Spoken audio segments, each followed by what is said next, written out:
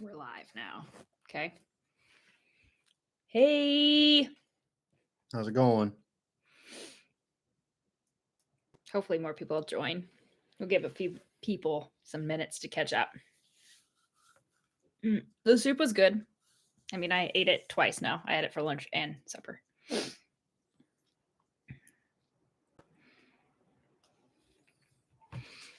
How's everybody doing? Can you guys hear us okay? Hey, Andrea. Hey. Is the volume okay? It's on my new computer, so hopefully it's better than the last time we did this. Should be. Perfect. Oh, it froze. I don't know how to fix that. Is it going now?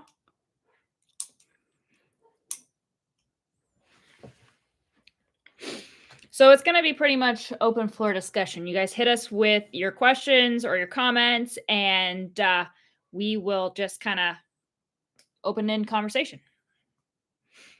I know I've got some, I've got a lot of questions that like was on the page and like sent to me and comments and different things. So you want to just start off with those while people kind of feed them in? Yeah, I guess. Okay, so one of them was, how many bales did we end up with small squares?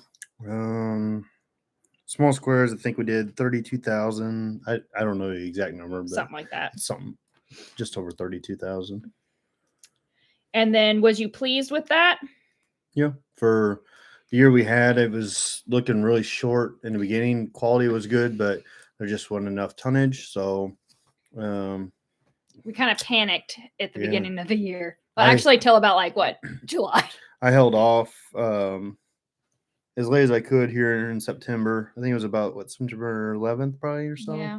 10th, somewhere in there, and we started getting things going again. And I thought when we got to the alfalfa, because I was really wanting to cut it the last thing, and I kind of thought I cut it maybe a little late. I think we did September 26th. It was right around my birthday. I mowed on my birthday. I was kind of worried that we weren't going to get enough regrowth just because we didn't have enough moisture in the ground. So we've caught a few rains, and now as long as the frost will hold off, I think we'll be fine on regrowth. Okay. So that was, okay, so this is kind of the same thing. Did you reach your hay goal that you wanted for the season? Yeah. Other than pretty good. I mean, some of it, I think through probably doing hay through the part of July probably I'm probably not going to like it coming back out of the barn. I'm going to probably say, why'd I even bale this stuff? But I mean, at the time, it's all we had. So, and that's, when you talk about that, why don't you explain that a little bit more? It's the quality that he doesn't care for. So it's probably going to be more hay that like we feed or we send to like the cow guys. It's not going to be our pristine our regular hay clients and, that are like people. Out east, there was so much moisture that some people just couldn't get it even baled up. So, but it's hard to deal. Like you can deal with moisture. It's pretty bad when you don't have any moisture at all. Like you can work around rain. You can't really work around a drought. Joe wants to know the 5S and the rotary rake. Do you think it helped? I've definitely seen a lot less dust in our hay. A lot less trash. I haven't really. As far as alfalfa goes, we've not had enough tonnage on alfalfa. I feel like. We usually shoot for 6.5 tons the acre on alfalfa, and this year I think we barely made 2.5. And it was I really haven't figured it out with alfalfa yet. As far as like, I think you can get out there quicker and rake it wetter because it's going to dry faster. That was our biggest struggle. Realizing that we didn't need to start raking at noon or 1 o'clock like our old way, like with the wheel rake, that we really needed to be out there like at 9. Yeah. So hey, Allison. The rotary rake, I would say some cons, but not really cons, just differences. It didn't work as well for us than the wheel rake is that it does take longer to rake. But it was perfect for Keaton. Like Right. it was You can't- perfect for our 12-year-old. Well, he's 13 now. Our 12-year-old to learn how to rake. It didn't need speed. It was all PTO. We set the pace. He knew he didn't need to go any faster than 6.5 miles per hour, and he could just really learn the idea of raking. Because if you don't do a good raking jog, then the baler person just gets a little bit crabby. Oh, as long as it's thick hay, but I mean, I do like that the rake follows you when you turn because it's on 3-point, and then you got the steerable back axle. So, I like the rake. good. I like traveling down the road with it. I didn't do a whole lot of raking. Keaton really did a lot of the raking this year for us. But I liked it because it was always in line. Like you didn't have to worry about getting over and, trailing him. I didn't have to worry about him having to get in the ditch when we met people on the road. Like he just stayed in his lane and did his thing. You guys' comments are coming in faster than I'm paying attention especially to. now. I mean, it's got the light kit. Things are just so much more advanced where, it's just safer. The safety is really a big thing. Like when you start talking about, having your kids out there, it makes a difference whether you're sending them out there without lights and signals and all this stuff. So we really appreciate that aspect of the, the upgrades. The 5S, I'm going to be real sad to see her go because I got spoiled, and I thought the John Deere was nice, and it was. The 120M was nice last year, and she is a great tractor. But when you get into a regular tractor, and then you get into a deluxe tractor with all the bells and the whistles that they sent us with, you can't compete. I know I had some comments, and I can't find them without like digging for them, but fuel mileage, the compare and contrast between the Deeres and the Massey. Fuel, we didn't burn near the fuel. Massey's definitely in our future. It's just not with today. the drought that we had, and we just want to make sure that we're heading in the right direction and not bite off more we can chew. So each year is a little bit different, and while we did put the numbers up that we're happy with, but at the same token, we gotta make smart decisions too. Hold on, let me pull back up here. So the 5S, and then what is the average number of bales to winter your own herd? Do you know? Because it ranges, because each year we keep getting more. So it's a little bit. It's hard because we're feeding silage as well. I would say based on our herd, I would say you would be feeding roughly probably, I don't know. I mean, we've got calves too that are in the arena. So, I mean, if you're just talking our cow herd, I would say 2 round bales a day, which would be probably 3,000 pounds a day. Probably. If you're going off that, but with us mixing silage, that's kind of hard to tell. So I think right now we had 1,100 tons of silage. We've been feeding it to our calves that are in the arena. Cows are still on grass. So, and they'll be on grass now for a while. We've probably got, I don't know. I would really like to keep cows on grass until Christmas if I can. As of right now, I've still got to get cows over 100 more acres. So we're going to be fit on grass for a while on our cow herd. Calves will be feeding daily in the arena. Because they're in the arena. So we did not buy the 5S. We talked about it pretty hard. We ran a bunch of numbers, but we did not buy the 5S. It was just on demo for this year. Yeah. As was the rake. And we still have it at the moment, but I just don't think it's going to fit in our budget. So so more cows. Are you going to cut back on your cows, or are you going to grow your herd? Keep growing our herd. I don't know how many. There's 40, not quite 40 heifers in the arena lot. How many bands did we put on? 32? I can't remember. Yeah. We just banded on Friday. We just banded the bulls just this week. So whatever heifers we have back, we banded everything besides one lonely guy that I thought might make a decent bull, but our game isn't to make bulls. I really want to get into the heifer replacement game. So I'll go through and we'll kind of sit down and watch, the statistics of what heifers we want out there. Was their mama good? What kind of lineage does she have? Does she have papers? How does she move? But as of right now, we'll probably just keep everything at the moment.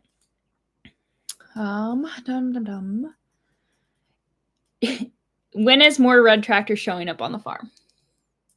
Probably next season. We'll see. We really haven't discussed that yet, but we're still just keep watching. Finishing our year out for 2023 at the moment. We're one step at a Do the horse customers prefer small bales? Do you want to talk about that? Because that's your line. The small bales for sure, just because you get a lot better cure through them, and the easy for like feeding them in stalls and we have a specific niche. Jason's built this business around that niche, and it is the equine market. What would you say? 85% of the hay that we bale is sold strictly to the equine guys. I mean, we supply what, 4 barns? Yeah, 5 barns. So, how's the barn project going? Well, it's been on hold for a while, but it currently has hay in it. It's not a cattle barn at the moment. It is holding large squares, so we'll get back to it. So we're located in Missouri, northeast Missouri, around Mark Twain Lake area. I enjoy watching this channel and don't miss a video. Thanks, Kurt. You've been with us from the beginning. Oh, Kelly. Kelly Greggs. Can't wait for bales. Okay, so Kelly just ruined the fun, but I am going to go visit Griggs Farms in Tennessee here whenever she gets her crap together. But she is doing cotton, and we don't have any experience with cotton. So we're going to go and hang out with, well, at least I'm going to go down and hang out with her for a couple days and do cotton. Thanks, Dot. Dot is one of our loyal clients. She comes and gets hay from us. Yep. Feeds her critters. Let's see. What else? Questions. Hold on 1 second. You guys keep them coming. Here's another one. Do you empty the bale chamber over winter or just leave it till next year? What are your thoughts on that? I empty the chamber usually if I can. And hey, Jackie made it. Yep. Shoot, did I screw up your live, Jackie? I didn't even think about it through. Sorry if he's I probably an hour ahead of us. Oh, that's so right. Probably already done. Are you done with yours? I wasn't even thinking.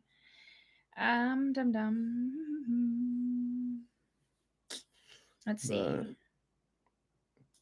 Just trying to see if there was other questions. I know I've got them on Instagram too.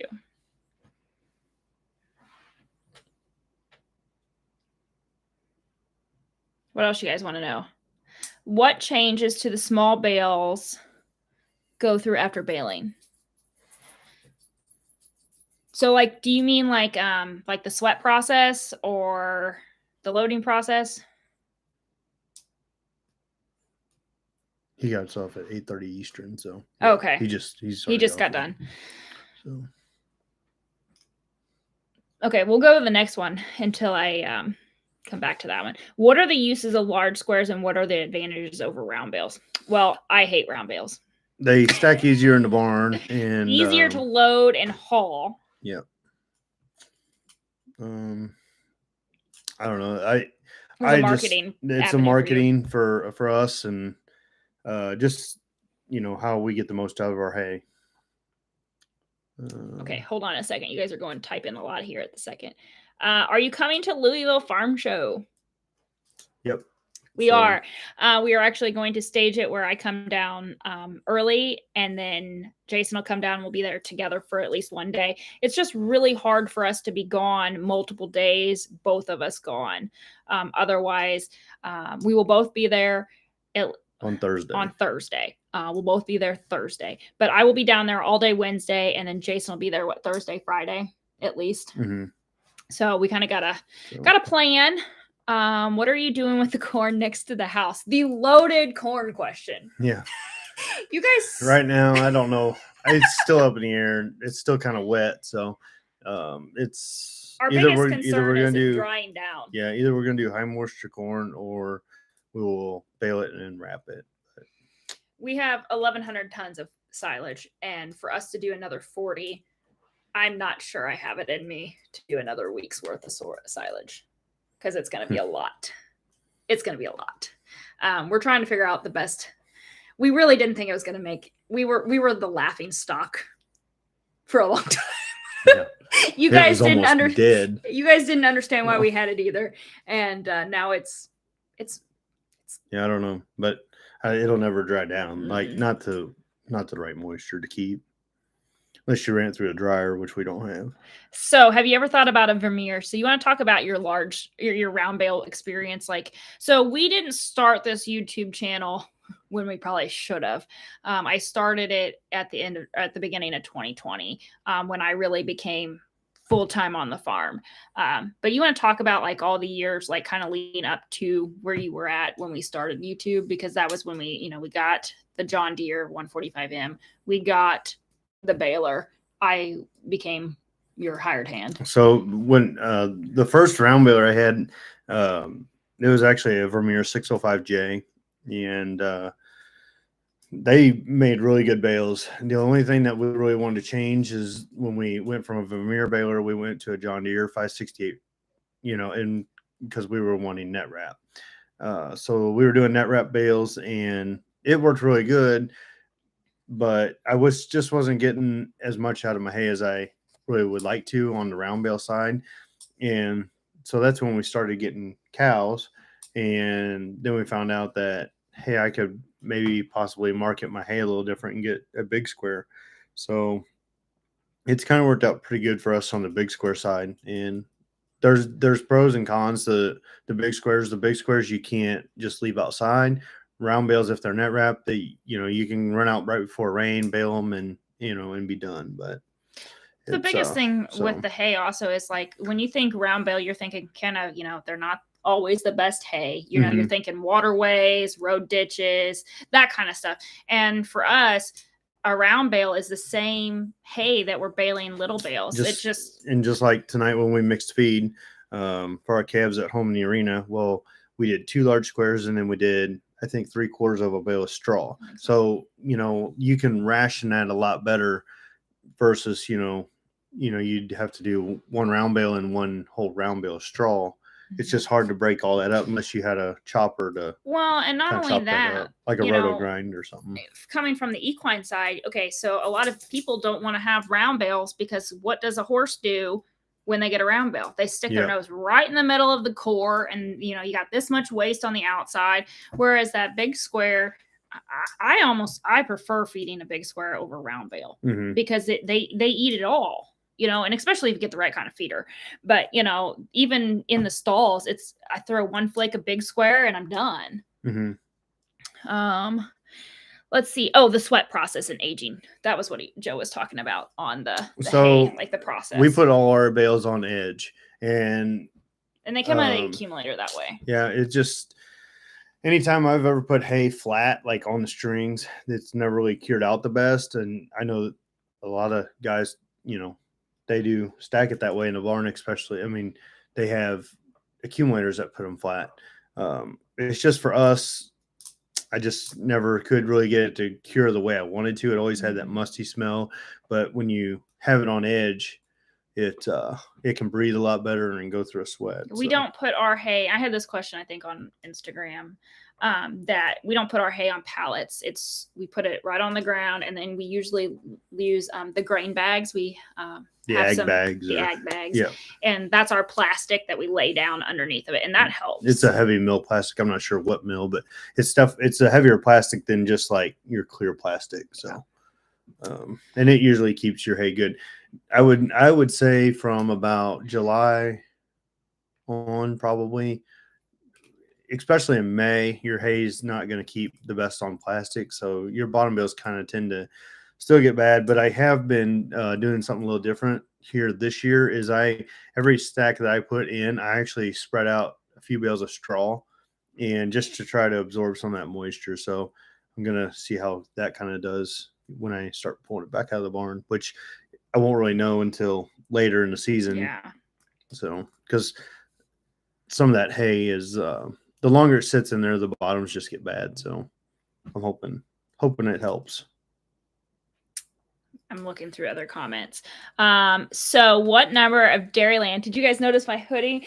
Dairyland seed alfalfa do you plant? So you want to talk about the alfalfa, because we did not use Dairyland this year. No, I did America's alfalfa last year, but where we got the corn out here by the house, we did 2400 Hybrid Force. It was good. It was really good. It was a 7-8 year stand. Yep. So we planted that in fall of 14. 14. So, how long are your bales? Typically around 35 inches, 36 at max, and anything over that, they just get too long on a trailer.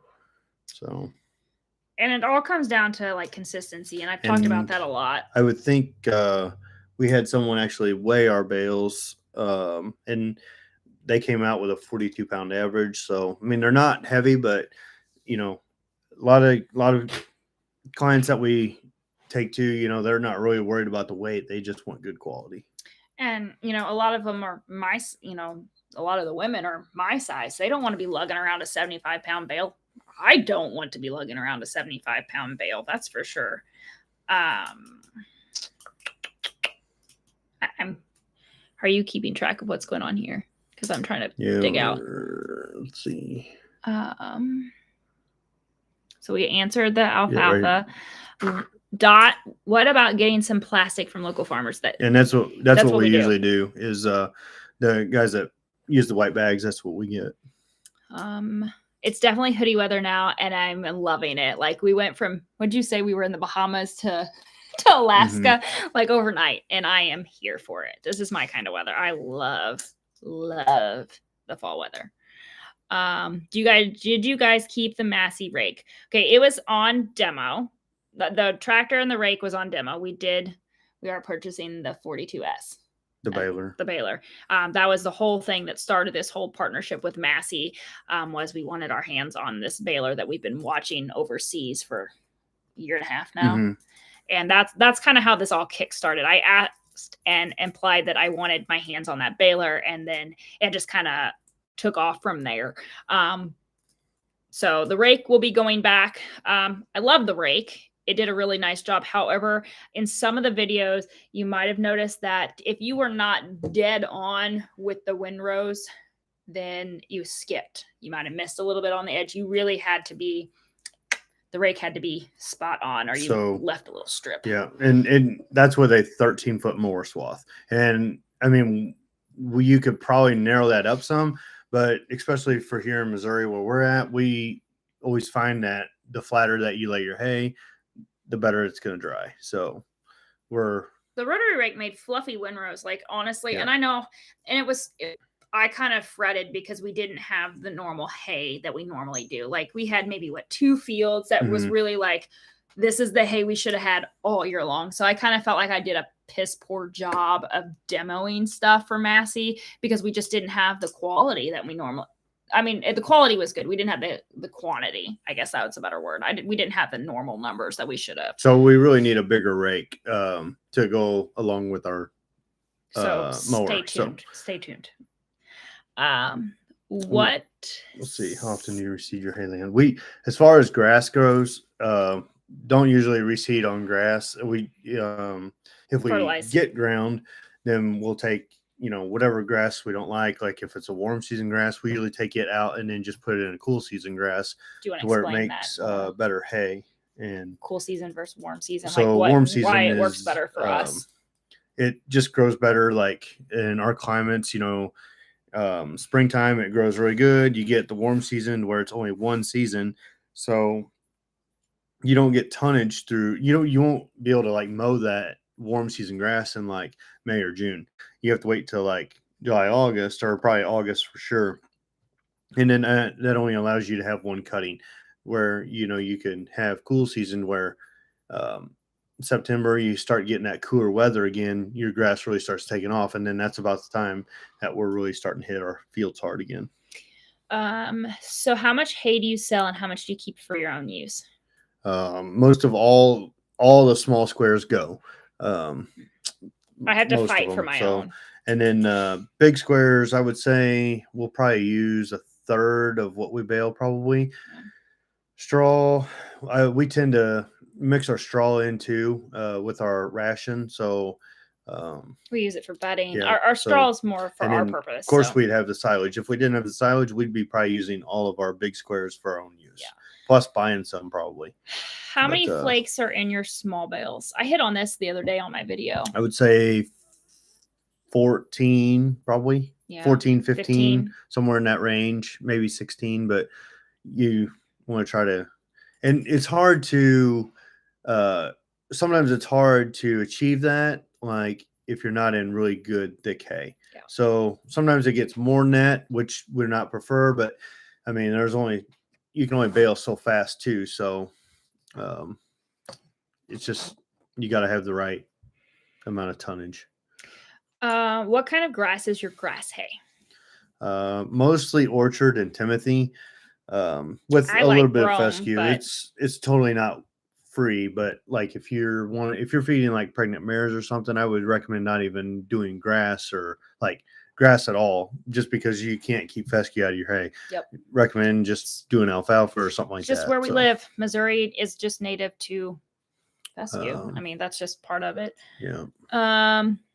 Let's see. What do you like about the Massey Ferguson small baler versus other manufacturers? Well, I can't talk about other manufacturers because I've only ran an Agco and then the 1840s and then the 1842S. It's so inline design. So, you're going right down the road. You're not having to get over or anything. I need to be easy as possible. Yeah. Another thing is too, is in alfalfa, you're only picking that crop up off the ground about 10 inches versus, I don't know what a pickup height is on a New Holland or a John Deere, but I'm going to say 20, 22 inches. You're lifting that crop a lot less and handling it. So as soon as it goes in the pickup, it's immediately just going right into the bale. Yeah. And it's just less handling on that. As far as on the grass side, I don't really notice any more on the grass side,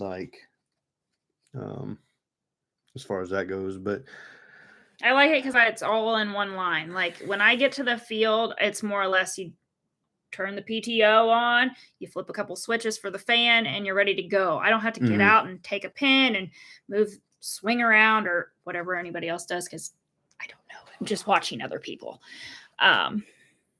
Does the Norden accumulator have any problems you don't show? No. She's pretty cut and dry. We ran our first one until we got this new one this year. Thanks to the Norden team that sent us the new model to go with the new tractor and the baler. Like they also work very closely with Massey Ferguson. So they really wanted to highlight that as a whole package. They're awesome. But we've ran the accumulator system since 2014 and we've had one. Besides, whenever something like the bales bust and you have to clean out the chute, which a lot of the reasons I don't show that is probably because I'm not always doing it the safest way. I just climb the chute and you throw it out, or I'm still baling and you're climbing the chute and throwing it out. That's probably the biggest hiccup is when you have a bale broke, and that's not necessarily always the baler's fault or the accumulator's fault. Sometimes it's just a twine issue. Yep. So, and a lot of times too, like with the knotter issue that we had, it was just the tension coming out of the twine box. It really wasn't even the knotter. It wasn't even the knotter. So a lot of people think, oh, when you hear twine issues, they're automatically thinking knotter. What else? Yeah. All that. But sometimes it's just the twine. So Norden accumulator. We don't, as far as the Norden accumulator, there's not any problems with it at all, really. What was that thing that we broke when was it Josh? He actually came out to talk to us about from Norden. But what did we break on there? It was like on the tie grabber. On the tie grabber. Yeah, it was on the swivel for the twine finger, I think it was. Yeah. I would say if anything has the problem, but that's on the tie grabber. The tie grabber gets the roll into the deal, and it doesn't get a whole lot of showcasing because Jason runs it, and only Jason runs it. As far as a new accumulator, though, we had a lot less problems with it versus our old one. It's just there wasn't no bird box designs, what they call, like underneath your bales. The gate lifted above the bales. That was a nice feature. Yeah. The bird box was amazing. Like for not having it, because if you got in some really thick, good hay, you were producing a lot, that bird box would fill up underneath there and you'd have where it wouldn't open up because the accumulator is all driven by pulleys. Like there's not a button I push, there's not a lever I pull. It's all manipulated from pulleys and levers. So unless you hit a rut and one of those swing doors wouldn't open, then you'd get bales that kind of hung up in yourself, and that's just part of it. It's not necessarily that it's a design flaw. You can't control hay ground. You're gonna have bumps and ruts. Let's see what else. Are you using an impeller, mower conditioner, or rubber rollers? Impeller at the moment. I know that everybody kind of says that's kind of wrong on alfalfa, but it's what works for us. We're doing a lot more grass acres, so the impeller does good. I feel like it's less maintenance than the rollers, especially on a John Deere mower. But yeah, it works good. I mean, we had the rubber rolls, but it's a really noisy too. Yeah. They just I don't know. But if I was to do one, I would do steel on steel. So, can you explain what a flake is? So a flake is, so like when they talk about it, like a small square baler having strokes per minute, like the one that we have is 100 strokes per minute. So then every time that the PTO is going around, the flywheel is going around, that stroke every time you're pushing that bale through, you want to be like 3 to 4 inch flake somewhere in there. I would say 3 is more common. Yeah. But that's basically each stroke you make is a flake. So and they're about I don't know, they're about probably this 3 inches or so, and then so then that flake size would be the same size as your bale, like 14 by 18 we by probably 3 should inches. Get out some bales and kind of talk about that a little bit more. How many speeding tickets did I get? At least one. But it was partly because the hay was too wet. It wasn't necessarily because I was driving too fast. With the 1842S, this was a big leap, okay? The 1840, you didn't want to be going fast. You really had to like knuckle down, and like sometimes if you just were barely crawling, especially last year's hay, there was times I couldn't almost go slow enough for the baler because I would plug it up. Now with this 42S, she likes to eat, and she'll eat just as fast as a large square. So there was times I was still running 2.3 miles per hour and still baling what would have that was a learning curve for me, because Jason was always like, speed up, like, let's go, we're not getting done fast enough, and I was still like, I can't feed it as fast. But that was a mental thing for me. Yep. But as far as like the 1842S, I haven't really seen an 1842, like the 16 by 18 baler, but I know that there's differences between the 1840 and the 1842S, like bigger flywheel, bigger chains, throat going in for like the stuffer. It also has dual stuffer forks. I don't know for sure. I think it does have a longer chamber. It's definitely overall longer. Like it has a longer tongue too. Like it is a longer thing. And I wasn't sure how I would like that. And I think I even talked to you guys about that. Like I didn't know if I would like that adjustment to the longer side, but honestly, it was nice because I didn't have to constantly be like overlooking to see the stuffer right underneath the tractor. Like there was a good amount of space for my short little self. You guys that are tall, you won't ever have that problem. But I, with the 1840, sometimes I was really having to like crane and watch. And I wasn't sure if I was going to like the auto luber, but it is pretty nice to where, you get out and check something, you go back there and you give it a couple of pumps and you're well on your way. You're not having to, it's a lot less time to grease everything. So, yep. Thoughts on a bale squeeze? I really haven't thought about it too much. I just don't know yet. So, yeah. So, I don't know. I know like there's guys out west like Trevor Bales, and they use squeezes, and I don't know, they make it look easy. So I think it's just Trevor says that we make our life look easy. Yeah. I mean, Trevor and I talk. So if you guys don't watch Trevor Bales, go find him. It's Bales Hay. He's out in Arizona, but he makes everything look easy. But at the same time, like what Jason does with the forklift and our grabber, he's like, I couldn't do that. Like I couldn't do that. So it's all what you get used to. And please remember, Jason has been doing this for a long time. It's not easy the first time. Yeah. Drew, I'm glad you made it. Would you ever consider stepping up to a 16-foot moco and a bigger rake to boost productivity? The rake, yes. I don't know. I feel like our 13-foot is quite a bit asking for. I don't really know. The thing is, if you go to 16, so then you're taking 2 swaths. So now you're looking you're adding another 6 feet on your windrow. Yeah. Usually our tonnage is pretty good where we don't need bigger windrows as the way it is. So I wish we had the hay that we normally do because it would have justified. I mean, I think the 13-foot's going to be plenty big because our normal windrows, I mean, when you're talking windrows that barely clear the tractor or you're pushing the windrows over with the tractor. Although especially in straw. Yeah. So. The 5S sits up taller than the deers do. And I noticed that. And I noticed it more in the straw because of the fluffiness. Like I wasn't having it all pushed up underneath of it, up through the frame. Have you, one thing I like about the 5S is that it's really compact, like short wheelbase. You can get around easy with it. It's not long. Visibility is great, like with the sloped hood. It's awesome. I love the 5S. Like my favorite feature of it was not just the visibility, but I don't know if you guys noticed the seat, the neck, what was it, the headrest?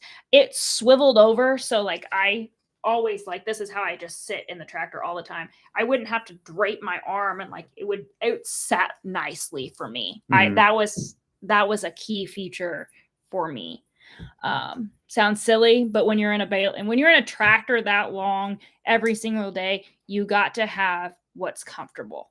Like that's my office essentially 6 months out of the year. Yeah. So we try to do a good job, John. We try. I have a new 18 bale and it's been a flawless. I think 15K last year and 21 this year so far. Way to go, Ryan. Way to go. You guys are great. The work you do. Me and my wife are commercial alfalfa growers in Oregon. We're doing 8,000 ton with 2 people, but all big squares. They do a 3x4x8, whereas ours is 3x3x7.5 ish. Yep. And how much would it cost for delivery of alfalfa to Mississippi? I'm not sure. Alfalfa I've already got a buyer for alfalfa and it goes quick. I know that. So. A lot of times we don't even have our alfalfa baled and it's already gone. Like it doesn't come to the barn. It usually goes right out. Let's see. Hello from hey. Okay, so what do you mean swather instead of a rotary rake? Did I miss one somewhere up there? Oh, have you thought about getting a swather to replace the rotary rake? So like a windrower? Or is that? So, I mean, we have to lay our hay flat, not just in windrows to get it actually dry. Yeah. So. Our humidity killed us this year. Killed us. It did not do well for us. And our weather patterns are really kind of changing. The humidity keeps getting worse and worse each year. It used to be like you'd hit like July, August, and that was the only time I was like the humidity was so bad this year, you could cut it with a knife. It was just, you could just see it. You'd be ringing red at 5 o'clock in the morning. Did you find the quality of hay being made behind the rotary rake better? I don't like wheel rakes because of the green or thatch it pulls into windrows. And all the dirt too. And dirt, I mean, anytime I call it trash. Yeah, anytime you have metal touching the ground, it's going to wear out. So then you have to worry about losing teeth, and then you have to replace the teeth, and that's not always fun. Do you ever need a tedder? I hate tedding. Sometimes, but I try not to if I don't have to. I think you've dug out the tedder once.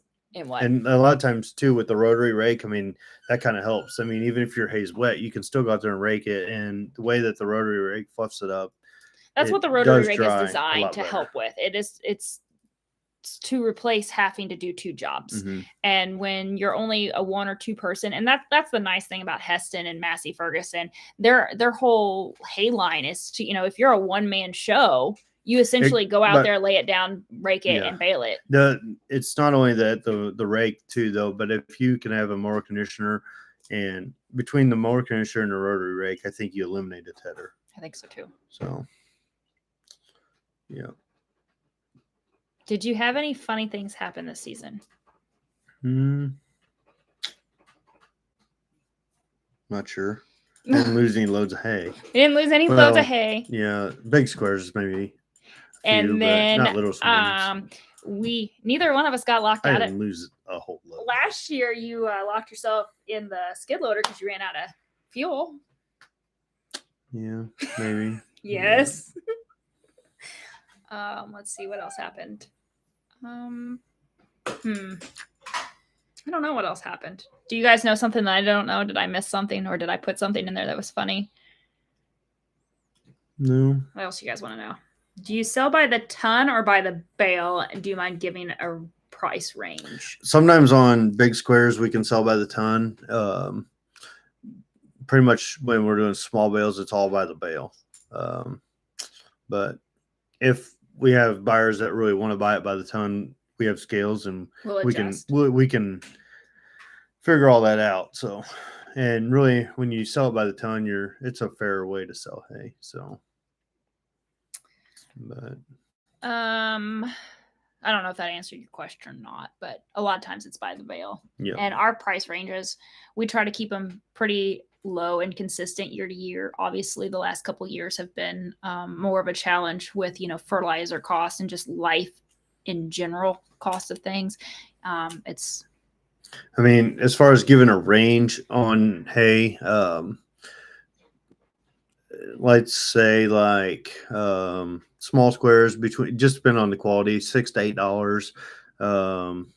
And then big squares, not really much hay. I ain't gonna say this time, but like on straw, anywhere between $35 to $40 per bale.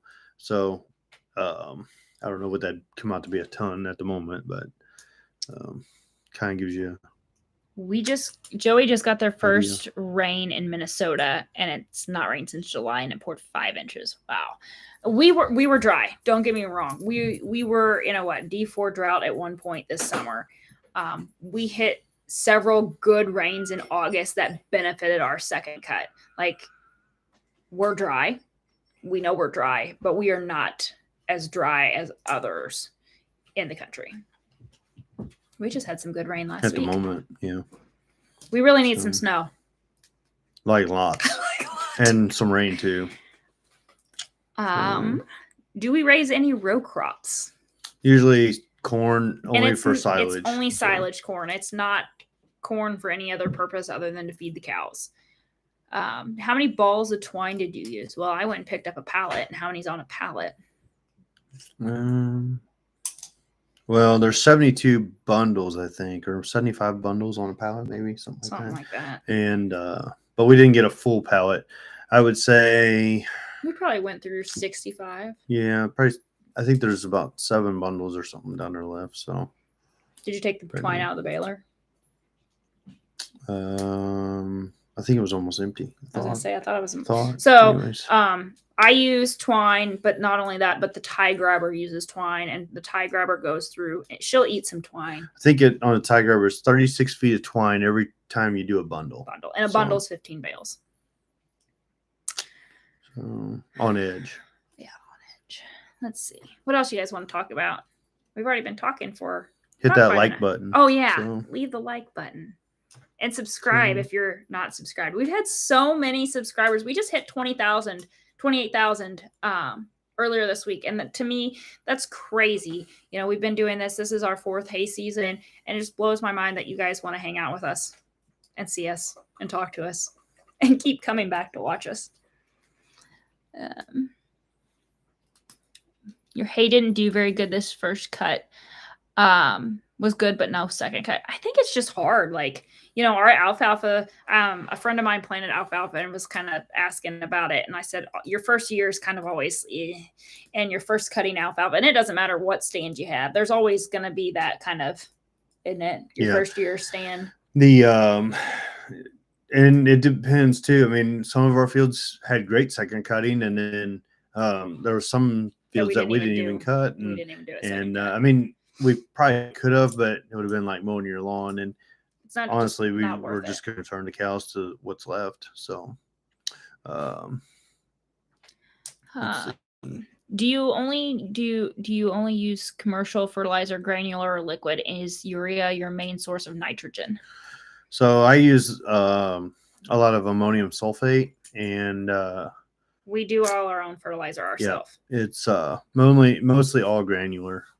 So with the calves being in the arena, we'll probably, like on the corn ground that we have, I hope to spread manure. But We spread some manure last year until I broke the manure spreader. yep. But we try to do as much as we can was ourselves. Year before, wasn't it? Year before, No, not last year. the end of fall then. Yeah, probably. Yeah. Yeah, before you planted So- that alfalfa. See, this is what happens when you work together. You forget what you've done.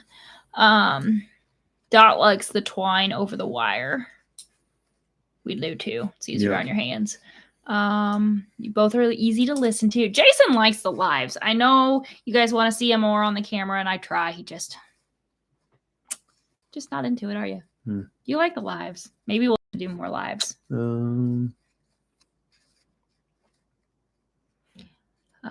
San Diego. Hello, Dennis. I didn't get my first cut done until July here in New York. It looked like wheat before it was cut. Yeah, that happens sometimes. We cut some CRP that I was a little bit nervous about mowing.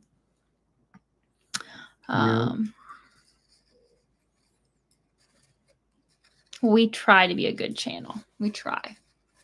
We enjoy it. The YouTube thing is how I kind of keep my sanity throughout the year.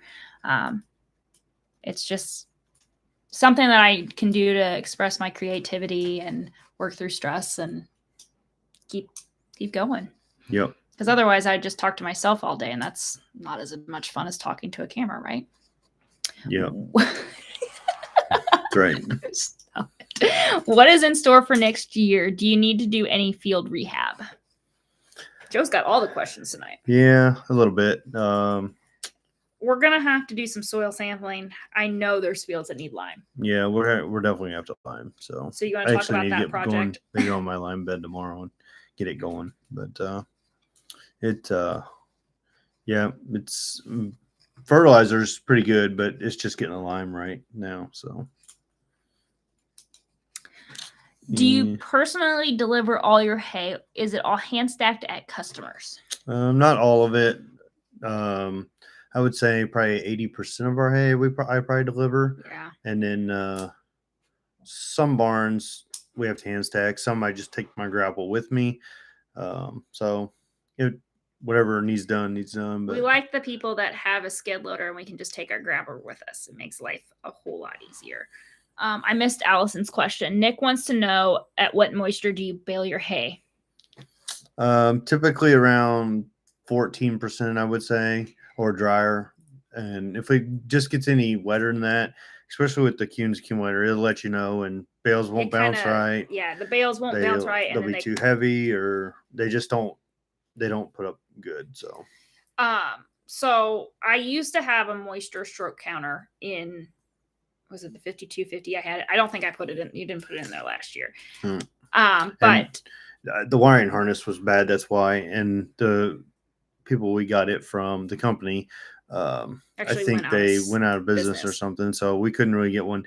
Massey does have one. If you go on the website, we're going to try to do the Simply E system that gets put on this baler. There's some different features too on like stroke count and all that. So I like being able to tell you guys how many bales we make in a day, and I am awful. I am awful about looking at the counter. I am awful about relaying to you how many bales, because it really does. On an ideal day, we like to shoot for 1,200 to 2,200 bales a day. Like, you can easily put away, because we have the trailers for 2,200 bales. Like, that's the ideal goal. If everything runs smoothly and the baler's working right and the baler girl's doing her job, and we can put up 2,200 a day. I don't think did we even do that in straw this year? What's that? Put up that many bales in a day? No, probably not. I was struggling to hit 1,800 bales a day this year, and that's kind of sad. But we can't change the weather at all.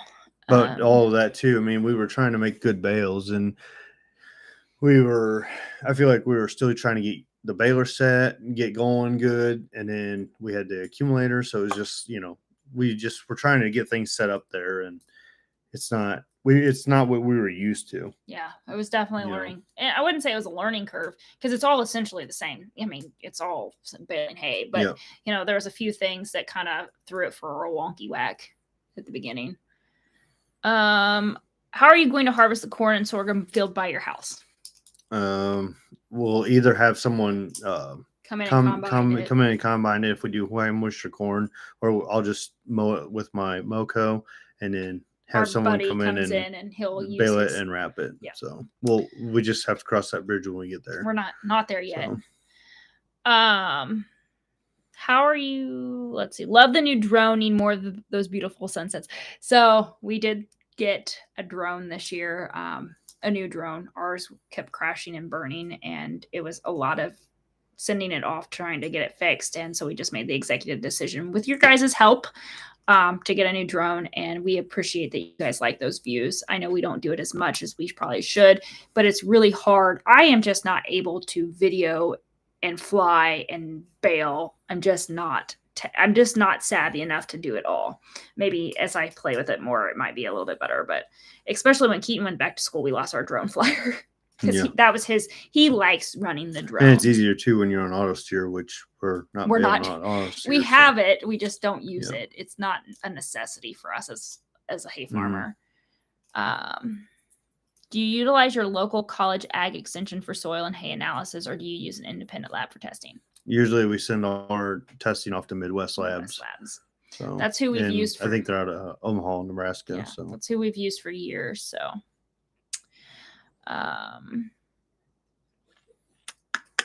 there was a YouTube commercial during a live. I don't know. I just set it up. Sorry if there's random things. We're still learning.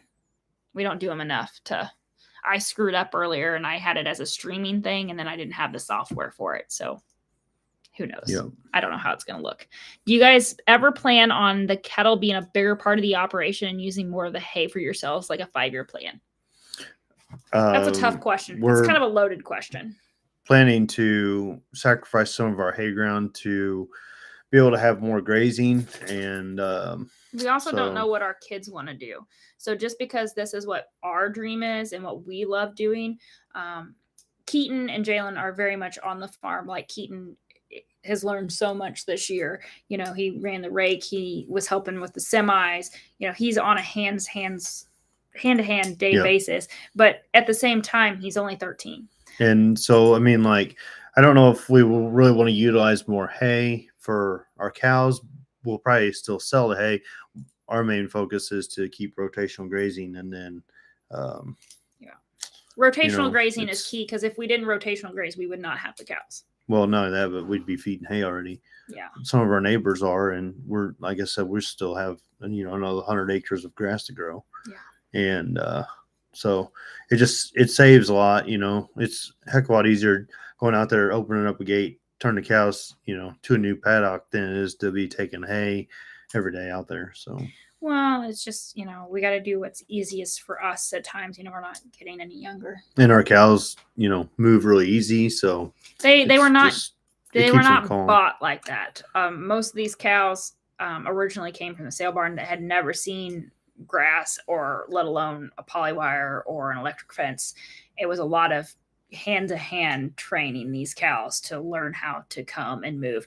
Like, we just walk out there and they'll move. A lot like today, we moved cows and they were already at a gate. They just were at the wrong gate. But as soon as we got to the gate that we wanted them, they were already there before you even got out of the pickup. Yeah. Like, these girls know. We talk about several of the ones that have like permanent tags. We use Richie tags, and they've got their own name tags. Not all of them are named. We maybe need to drone a little bit when we're moving them. The only thing is, if we get too close to the cows, they just kind of get spooked by the drone. I think they think it's a buzzard or something like that. We've had trouble with the black-headed buzzards, but it's they just kind of get skittish when the drone's around. So Do you calve in winter or spring? So I like calving in January, February, March personally, because that is our downtime. Like we're not doing a whole lot other than delivering. That's our slow season. When we first started getting into cows, it was kind of a all year long because we were just buying cows, like whatever we could get our hands on. Essentially, we didn't have a rhyme or reason. It was just like, oh, we got cows. Yeah, and then like now it's just like this fall when you need to move cows, you need to move cows in a hurry, and you just don't have time to be looking for calves. And we had a couple of bad experiences with calving in the fall, so we just made that executive decision, especially the kids going to school and being in different things after school. We have to make our lives just as easy as we can, and calving in January and February may not make sense to others, but what else am I going to do all day while it's snowing? And Missouri's pretty like random with their weather patterns. There's been days on Christmas we've went out and fenced because it's 65 degrees, but there's also times that like last winter it was -5. Mm-hmm. So our weather patterns are just kind of weird.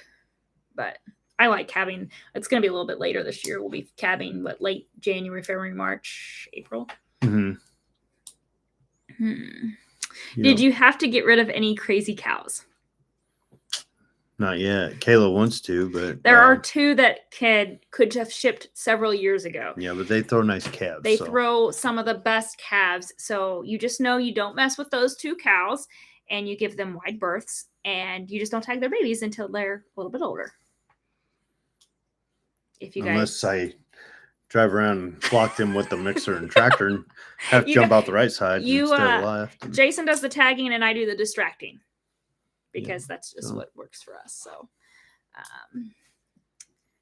let's see. Do you ever use a broker for selling hay, or is it all sold through the contacts you have made? A consistent market has been the biggest challenge for justifying growing our operation. I don't use any brokers.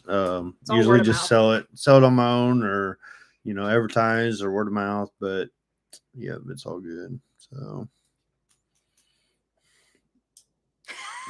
Did you see what Chris is our friend, cousin, Jason's cousin, and you guys have seen him in numerous videos. I call him the farmer's wife because he comes and fills in for me sometimes, and he just wants us to complete our poor log sheets.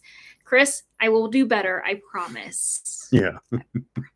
It's this guy. This guy is the problem. I can't do it all. I cannot do it all. And if he won't remember to log it, I shouldn't have to. I know my numbers. But not consistently, but I know I'm pretty good. We'll do better for next year, Chris. We promise. Let's see. What else you guys want to know?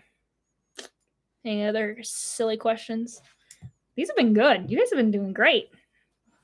I always get really nervous about doing lives because I'm afraid I'm going to run out of things to talk about. John wants you guys to go watch the cow video. So we have this cow named Apple. Jalen Still have her. She had a dwarf baby. Was that in 2020, 21? And just like her, she throws some of the best. She throws some of the beautifulest babies. The first heifer we had out of her, she's throwing some nice ones as well. So we bought these 7 Show Me Select heifers in 2019, and in 2020 she gave us a beautiful calf. And 2021 she sent me for a flying, she sent me 10 feet. Jason happened to catch it on video. Like I'd already done what I needed to the calf, whatever. And then she but I will link that video whenever we get done, because I'll have to get out of the screen and move it around, but I'll put it in there. It's quite comical. I was fine. I was sore. I was fine. How do you like the different rate you got this year? Or maybe he's probably meaning rake. We've talked about that a couple times, but I like the rake. I thought it did a really nice job making fluffy windrows. It fed into the baler amazing. I didn't have like a rope of hay. Sometimes it gets kind of drug in there, and it just fed better. Did you notice any difference? Like, the days you baled? On grass hay, definitely fluffier. Alfalfa, I really haven't mastered that yet, so we just haven't had the tonnage for alfalfa. Yeah. So not been the best. Jason has his MF hat on, and where's your MF hat, Kayla? It's here. I have it. I have one. But Jason's numerous. Okay, Jason is the worst about taking hats. Okay. This is his day-to-day hat. You see this? I'm pretty sure this was my hat at some point. This is a large. That's how we have to dictate who's getting the hats. Ever had problems with predators with the cattle? Not coyotes or anything. Yeah. It's just been black-headed buzzards And the bald eagles. And the bald eagles too. So. And they tell us, the conservation guys tell us that if we can get rid of the placenta, that they won't attack the calves. Is what we're kind of told. Like even if our dogs go out there, we've got a few cows that actually like chase the dogs down. So I mean, I think that's why we don't have a bad coyote problem or anything, because cows do run them down. So. Alan is surprised by our 32,000 small square bales. Mm-hmm. What was it in 2019? We put up 44,000. I don't know if it's that many, but right at 40. So. Well, we had 2 hired hands too during that time. Yeah. That was my transition from the thing is on we did not get near that many big squares this year, especially on the hay. We were just trying to bale everything we could. We baled some places that we'd never small baled before at all, and had to this year just because we were trying to get our numbers up. So, and there was so much of a call for it. So. I'm quite impressed by your young cow dog. So Roxy is a red-headed red heeler, and she is all fire, feisty. Jason gets a little aggravated with her because she is just like, she wants to learn, she wants to work, and she doesn't care. Like, she got really thrown into it this week with those calves, and she got nailed in the face, and I was a little bit worried, but she went right back to him. Like, she has no fear. She's definitely proved her keep going and getting her and picking her up. It was one of the things that we've talked about getting a red female for a long time. I just hadn't found one I liked. And when you bring a dog home, like what we have, the healers are not just cattle dogs.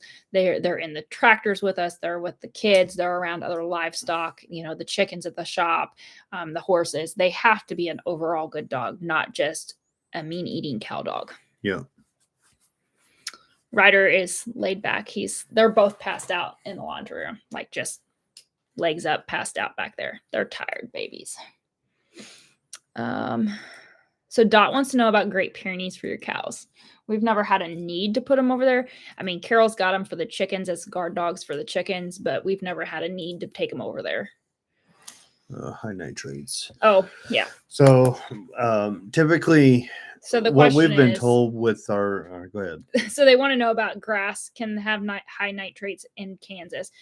Do you have that problem? So I've talked to my MU extension guy, and usually you have higher nitrate levels when you're like green chopping or grazing. As far as like going through a fermentation process,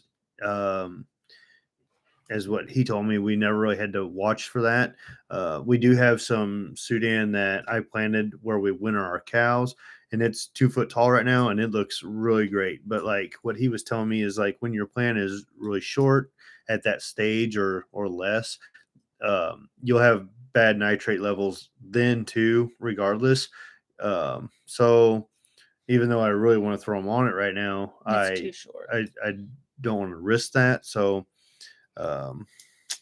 we just keep moving around. There has been reports that there has been high nitrate levels around, and but we actually tested our corn, and it was only like 200 parts per million, so it was really low.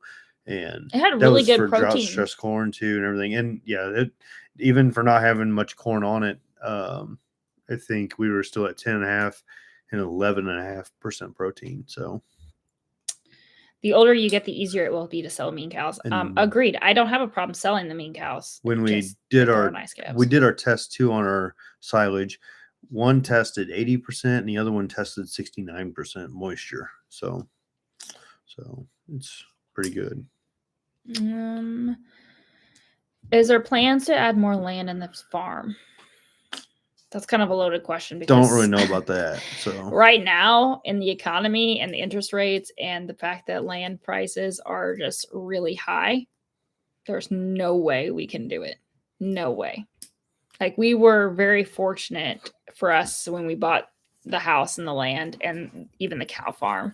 We were very fortunate. And thankfully we did when we did, because there's no way we could do it now in our 30s. We did it when we were in our 20s and we thought it was bad then, but now looking back, we've got friends that are buying land, and we kind of like shake our head like, how are you doing? Mm-hmm. And triticale, I usually mow some for the guy that's kind of south of me, and I've never really planned any for myself. I was planning to do some after my corn, but I'm not sure how late I can plant the triticale. So it just kind of depends on when I can get my corn off to do anything. If nothing else, we'll just do cereal rye just for a cover crop, and then go back with corn again next year.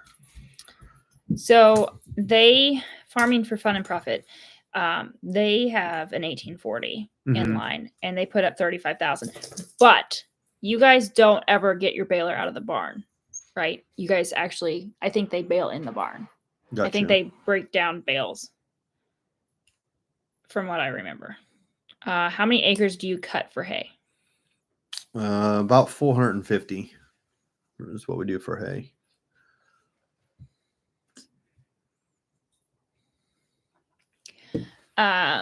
What's your weight gain ratio on feeder calves? I don't know. I don't really know that answer. I try to shoot for around 3 pounds if I can, but right now they're not getting extensive feeding because I don't know what show calves I'm pulling out of there. I've got about, 6 or 10 of them I got to pull out and break and get ready for fair season, and they'll go to weigh in in January, February. So we try to keep them a little light going into that because we want the best rate of gain. But I think they're gaining though. I think pouring the silage to them. I may have to pull out those few from the herd, like probably next week, and get halters on them and start breaking them now. So that's something I will try to figure out, and we can report back and talk to you guys about more with the rate gain. Chris, did you catch that? You're gonna need I need a spreadsheet for that, please. Your dad said that it's hard to compete with the CRP prices, which is another thing. Like where we're at, we have all the ground that the row crop guys don't want to deal with. They can't get their equipment in as easy. It's not the best ground, yada, yada, yada. We kind of have the leftovers because we're not really in, I wouldn't say hay country, are we? Like we don't really have a whole lot of hay or cattle in our area. Would you say you're like the biggest small square guy? Yeah. I mean, there's quite a few cattle around, but not like cattle not like out there's west. Not ranch after ranch or anything like that. Most of them are just I would say still the hobby guys. They have something to do during the winter. Yeah. No. Few small feedlots maybe, but around. For fair season, do you do barrel racing? So I used to.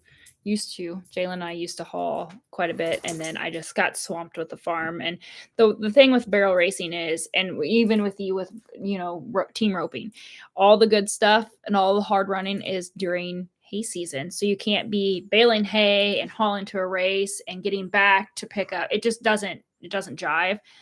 So the kids are really kind of getting involved in different sports, and they do their show cattle. They have 4-H, so that's kind of a different avenue. Jalen loves her horses, and she may go back to barrel racing someday, but right now it's not a priority. The farm, the family, that kind of thing is our priority right now. And I mean, you quit team roping, and I let barrel racing go, and we still have horses, and I love being able to go out and saddle my mare and know that she's not going to buck me off when I want to go ride her and check cows and do whatever else I want to do with her.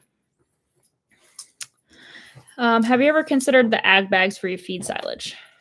We've considered it, but it's just kind of costly, and I don't know. We're not feeding dairy cattle, so if we have a little bit of mold here and there, it's not too bad. Especially for our feeder calves, we don't really want to feed a whole lot of mold to our cows, but just because we don't want to abort. And even that, like the feed ration that we're feeding is different for the feeder calves in the arena versus the cows, because the cows aren't necessarily needing it to be fat.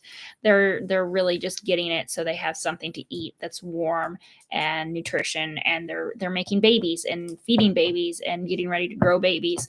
So you want a good ration, but you don't want a fat heifer, because then you have more problems later on. Those cows, you feed too much of your feed ration at a high protein level, then you make big calves towards the end of the year, and then you got more problems.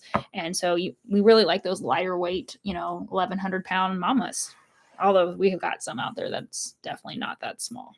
Definitely for the calves, though, we're definitely feeding more silage. Oh, yeah. So hi Ed, he's from Oklahoma. Do you weed spray, and how often? No, we don't spray, mostly because I don't want to lose what clover we have in our hay or in our pastures at that. So but you want to talk about like your weed pressure, like you want to talk about your weed pressure, like what you do to prevent your weed pressure. Like, how do you prevent weed pressure besides spraying? Good fertilizer. But if, like, I'd say our worst weed more than anything is probably foxtail, and if we have a lot of foxtail, then we just make the decision to just go ahead and big square it. We don't put it up in little squares if we don't have to. So just because you ain't gonna sell it in little squares, but we can probably we can use that hay to grind, put in a ration or something like that, just for a filler. So. The hope is for Keaton to someday, and Jalen too, if they choose to stick around and take over the business. This has been Jason's life for half your life, 16 years, 17 years. Mm-hmm. So we'd love to see them take over our legacy and go on. But just because it's our passion doesn't mean that they'll still want to do it. Right now, they still want to do it, and that makes us happy. Yep. But, by the time they turn 18 and 20, we'll see what happens. Do you worry about forever chemicals in your fertilizer that you use on the fields your cows graze on? Not really. I mean, most of it's all granular fertilizer, but yeah, not really. We do a little bit of brome. Actually, where we grazed our cows on them paddocks, and last couple paddocks that we did, that's actually brome over there. Any other than that, we just usually do orchard grass and Timothy. The problem with brome is you only get one cutting, really. Most of the time, unless it come like them fall rains that just hit right or in late August. Rains, yeah. And then come back decent anyway for what it was. William had a dry land quarter, and his section sold in June. The price was almost $5,000 per acre. We've got some that sold pasture land that wasn't tillable, right? And it was what, 12,500. It's just crazy where prices are right now. But everything's kind of like that right now. Everything. Love y'all farm the hayfields. We love the hayfields too. I know it's going to get a little bit crazy slow. Like, it's going to be slow. And then I've got some videos coming out this week from the last week of hay season. But for the most part, it's going to be slow. You guys know this. If you guys have been here long enough, you guys know that after hay season kind of winds down, we take a break, and then we just kind of have odds and ends. There's always something to be done, and repairs to be made, and fence to fix, and cows to do stuff with, and take a nap. Yep. So time to spend with the cows now. So yeah, I get to spend some time riding, and I get to catch up on things that I put off, like paperwork all summer, and then that's kind of what I dig myself out of. So they're too entertaining to be slow.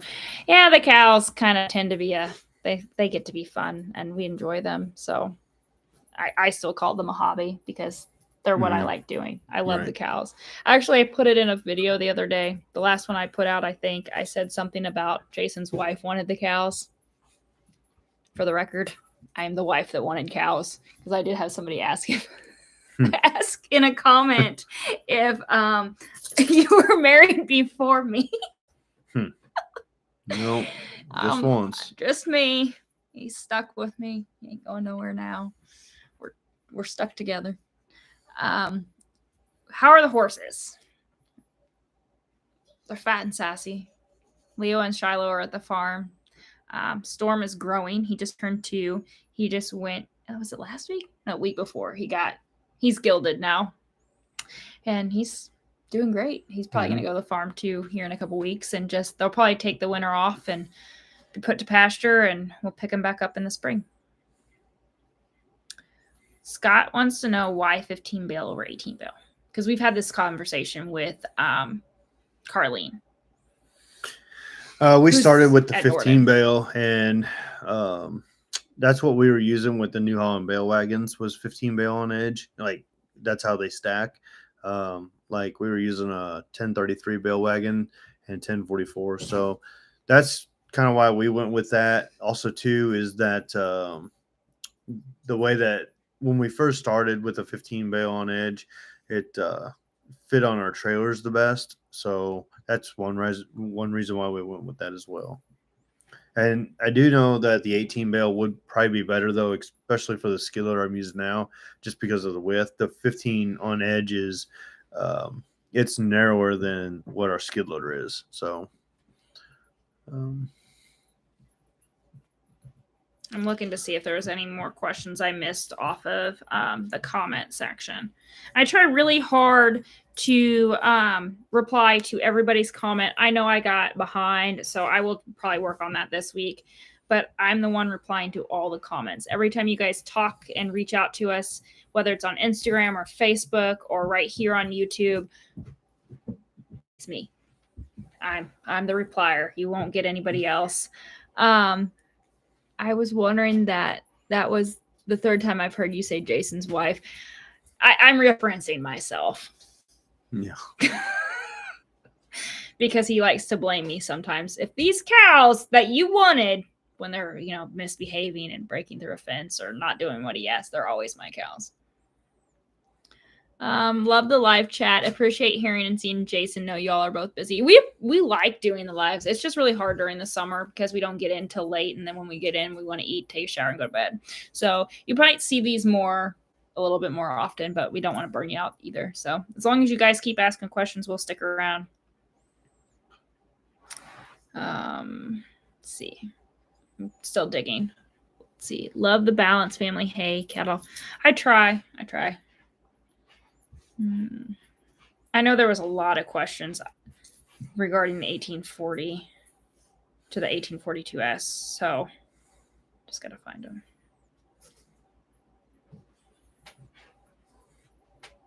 You have any other comments? What do you got? You don't have a slow season. You have a barn to finish and things to fix. No nap. LOL. Yeah, there's always something to do. How did you two meet? Did you both come from family farms? So we ran in the same circles for years. And years, I mean, like all our life, because our grandparents actually were on the same street. And when we were little, like Keaton's age and younger, we actually rode bikes together one summer. And we ran together in the same FFA groups. And Jalen is waving at us. Do you want to just come say hi? Okay, come here. Jalen wants to say hi. Come here. Okay, say hi. Hi. Okay, go. Okay. You good now? Yeah. Okay. So we ran around the same circles, FFA, rodeos, and some mutual friends, and my sister actually kind of connected us, and I don't know, we've been kind of inseparable since. So yep. Been together since 2013. Is that right? Mm-hmm. Forever and a day. Yep. I came from a family farm. You want to talk? I mean, our family farm got sold when I was in junior high. So I was in high school, FFA. So. I wanted to be an FFA, and Dad had told me, there's no way we can ever row crop, but we used to do hay when I was younger, and if we wanted to start doing hay again, that was an option. And we didn't start out with a lot of ground. Most of it was waterways, or I think maybe a couple small fields. Yeah. But you started out with what, 5 acres or something like that in high school. He started this as an FFA project. Like, I know I've talked about it numerous times, but you have an SAE project in FFA, and that was his. And to grow it from the business aspect as an FFA in high school, what was you, a sophomore? Junior? Yeah, sophomore then. So you're younger than me, so I have to stop and then and think. By the time I was senior, we're already 3 years into it, and it's like, well, why stop now? So, and then just keep going after that. So, and here we are now. So we're in it to the end now. I don't have anything else to do. Nope. And we're good at it. You're good at baling hay. Like, making hay is kind of your passion. It's a specialty Yeah. niche. Not everybody can bale hay, but can you make a business of it? That's the thing. Dot still thinks that Jalen needs a baby goat. Yeah, We'll I don't know see. about that, but we'll see. We'll see. Oh. Yes, when the cows are being nice, the cows are Jason's, and when they're ornery and misbehaving, they are always mine. Just like the children, they're always mine when they're misbehaving. Love the hay baler demo y'all did. Yeah, we love the baler. I mean, we were going to buy a baler regardless if the 1842 came. We went through 2 1840s, so we needed a new baler desperately. So it all pieced together. Chester says he watches 3 different farms: us, Laura Farms, and the Farm Wife. All 3 completely different, but enjoy all. Well, thank you. I've met Meredith numerous times. Meredith and I talked quite a bit. I don't really have a whole lot, Laura and I don't talk much. I mean, we've kind of had a few connections, but I watch a couple of different YouTubers too. Sandy Brock is my favorite. Sheepishly Me, she's in Canada.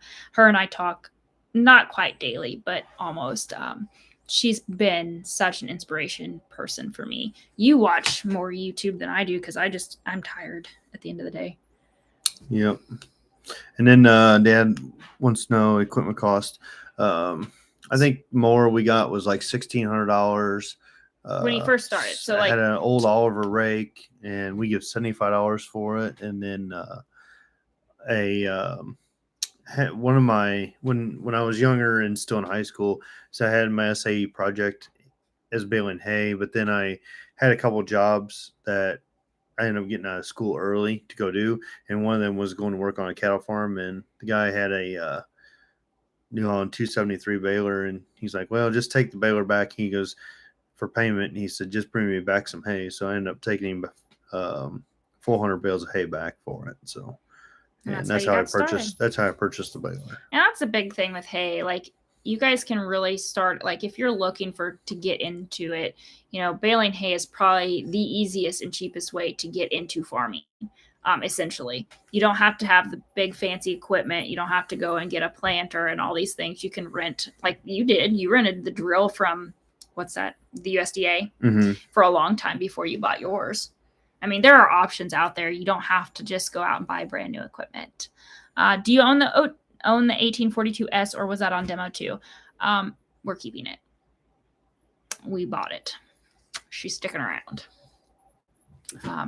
It was originally on demo, but it's sticking around. So Amy is a good one. Amy and I, she's from Larson Farm. She's Chet's mama. Her and I bonded over Nikki's whole progress through cancer and losing Nikki together. Nikki and I work close on Instagram as well. So Amy Larson she's definitely a sweet lady. I keep up with a few farmers YouTube, but I mainly keep up with you guys. Thank you. We appreciate you guys. So honestly, if it wasn't for you guys, I probably would have quit a long time ago. And I have made that comment, I don't know how many times, that like every time I think, this is a lot of extra work, I'm probably spending 20 to 40 hours just the YouTube side of stuff and the editing and the content stuff. And every now and then I'll tell Jason, like, I just don't want to do it anymore. It's a lot I could be spending time doing something else. And somebody will send me a message saying, you've made an impact in my life. Like, thank you for doing what you're doing. And then I remind myself that's why I'm doing what I'm doing. Like, I'm not one of those true influencers. I'm just a girl showing up that loves her job. And I do. I left my finance career to do this. And we love our job. Yep. And we're blessed to do it. 273 can make you swear. That's what I started with. Definitely let you know when the hay's wet. That's for sure. Doesn't take nothing to pop them bolts. No. Appreciate so much your all's honesty. Everything that you guys see is pretty much raw. We don't stage anything. I can't. It just doesn't work like that. That's not how not what we're about. We give raw side of stuff, and I don't do a whole lot of editing other than to make sure that we don't have any barn words or inappropriateness. Yeah.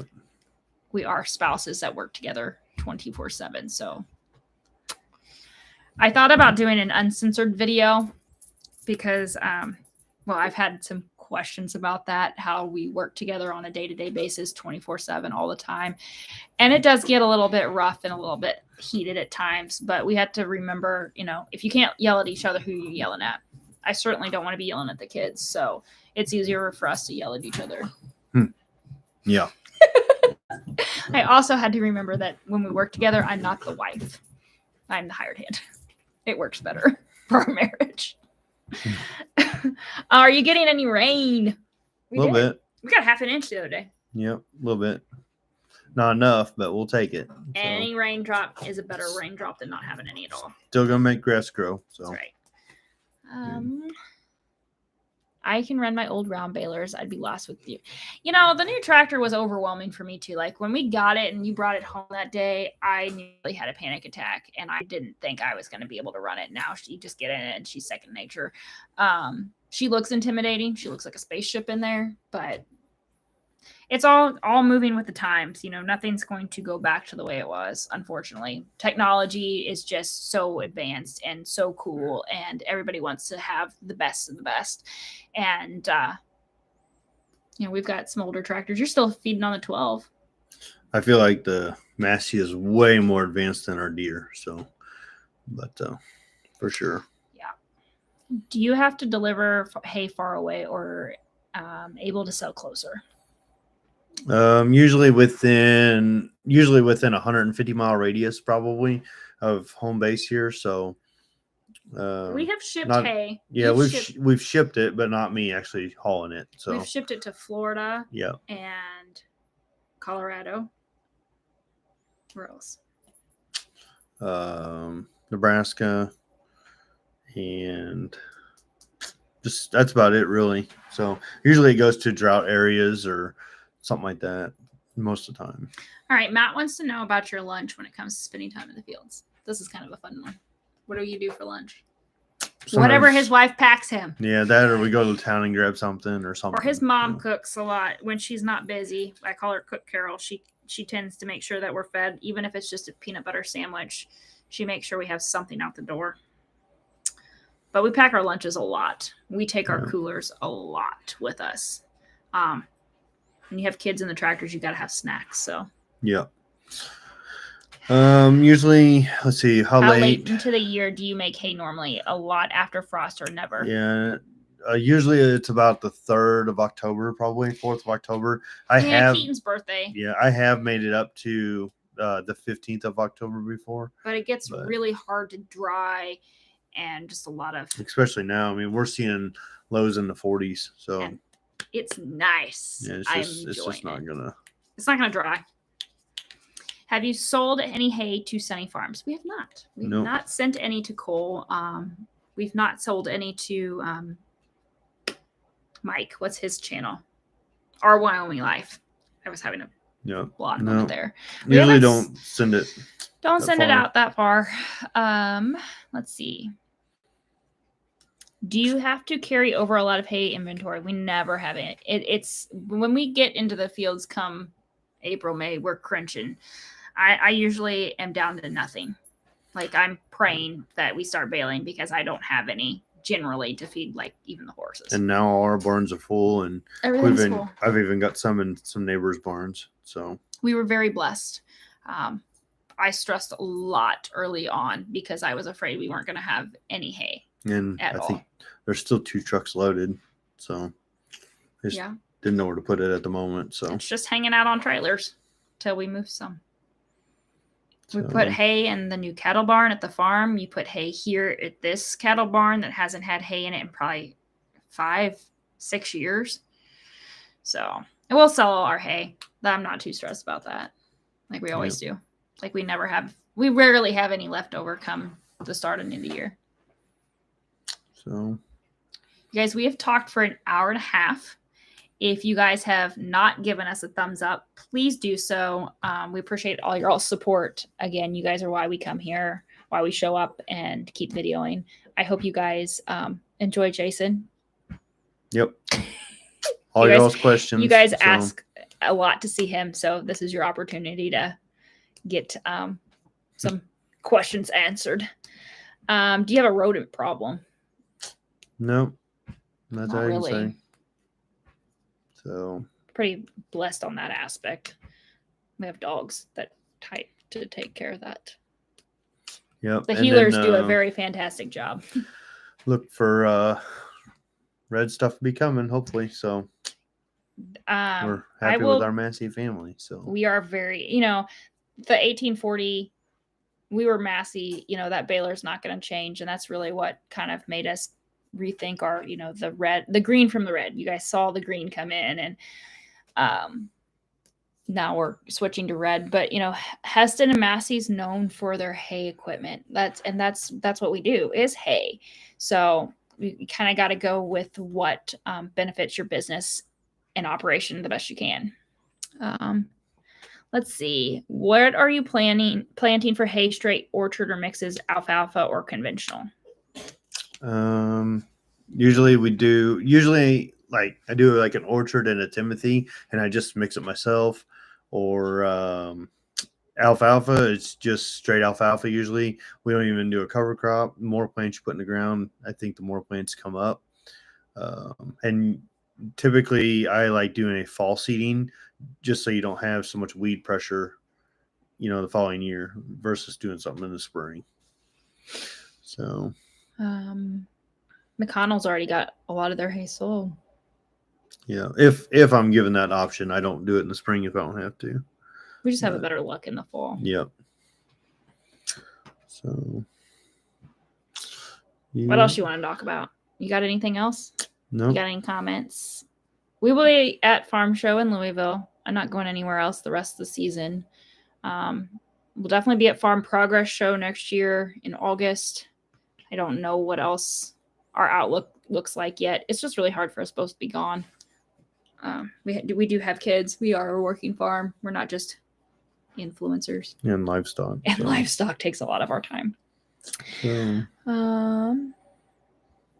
Thank you guys so much for showing up with us. You guys are just part of the family, as us showing up for you guys. So we appreciate it.